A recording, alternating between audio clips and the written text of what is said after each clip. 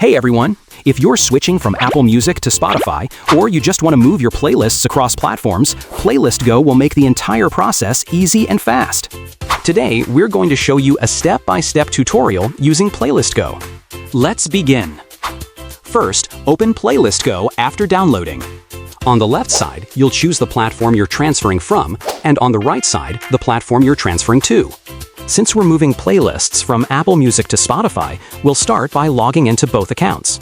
Once you're logged in, click on Apple Music on the left panel. The app will automatically load all your playlists and albums from your account. Take a moment to browse through and select the playlist you want to transfer.